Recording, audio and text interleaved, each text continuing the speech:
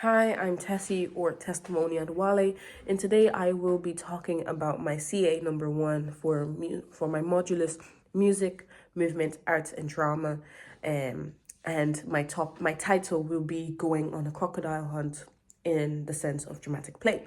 So, going on a crocodile hunt is a story about children who are trying to sneak past the crocodile while he is basically napping away.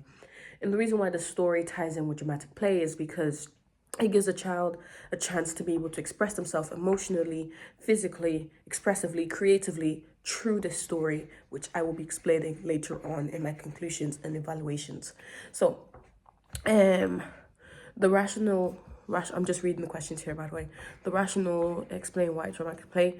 So it says, explain why I chose this and why I think children would enjoy. The reason why I chose this story was because I feel like going on a crocodile hunt is it's a very free story where a child can express themselves and choose what they want to talk about, basically. And a reason why I think children will enjoy this is because like it gets a big some it's a sorry it's a bit of both worlds where there's a crocodile who's the big and bad guy and the children who are representative of them, and then they are seeing that they have to sneak past the crocodile, and then there's just a lot of ways they can act this out, basically, where they can pretend to either be the crocodile themselves, or you can have one child or several children pretend they're the crocodile, and then other children pretend they're the children in this story. They're sneaking past the crocodile. You could take them out to the mud and say, okay, pretend that we're walking past the crocodile. In this way, children are feeling more expressive and they feel more engaged because they are learning a story, but at the same time, they are a part of the story. At the same time, they feel like, yes, they have a role in the story because they are able to act it out. That is why dramatic play is so important, because it gives the child a sense of belonging, a sense of that they are important, that they have a say in what goes on in the story. It's also in a way that there is no right or wrong. That in the story, they can choose what happens. If they want the crocodile to wake up, the crocodile can wake up.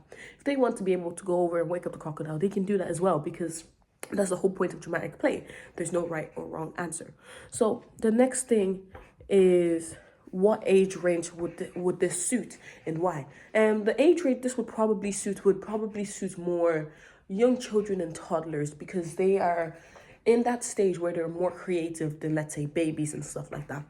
If you are a parent or a guardian or a teacher or an adult, you can maybe act this out to the baby, but it wouldn't be as suitable because the baby wouldn't be able to act it out. So it would make more sense to do it with either young children or toddlers, because they would be able to take part in this story as well. So this story would be more suited for young children and toddlers. Why do I think young children might be interested in dramatic play learning? I think they might be interested because, like I said earlier, it gives them a sense of they have a part in a say in what goes on. The next question then being, explore how learning experience supports children's dramatic play through embodiment. So it supports it by basically, like I said earlier on, it's basically all ties back to the same thing.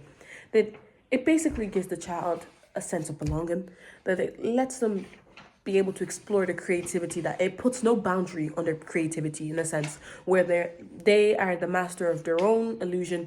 They can create whatever they want to do. They can make a crocodile wake up. They can do this, they can do that. It gives them a sense of belonging, that they have a voice, that they have a say. The next question is, how does dramatic play foster creativity? How it fosters creativity is that when they're reading this story, they are not only learning, but they are also then thinking about what they have learned. And then they are using what they have learned to then act it out. Dramatic play is a form of engaged learning, where a child is learning by reading the story in multiple ways. But they're learning when they read, when they're hearing the story, and they're thinking, okay, at the same time, how do I make this into something else? That is how they're learning. They are thinking. When they are thinking, they are being creative. That is how they are learning. How do I think it's going to support a child related to learning with Ashter theme?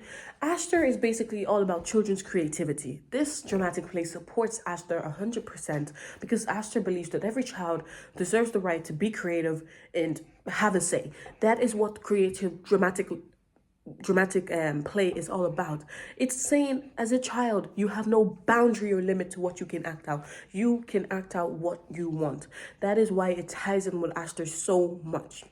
And how do I think It supports ATP, TPN 2025. It's again the same thing.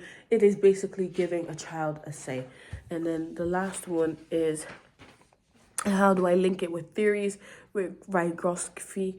And Vygotsky basically believes that as a child is learning, that as a child is doing dramatic play, that they learn from that, and it helps develop their cognitive thinking and their ability to be able to be mobile and physical and move around. So as they're being dramatic with their play, they're also moving around. They're thinking about where they're gonna go hide, where they're gonna be able to speak here, and stuff like that. And then with also who's the other one? Oh yes, it helps with their emotions and social development as well. That's Hartnell.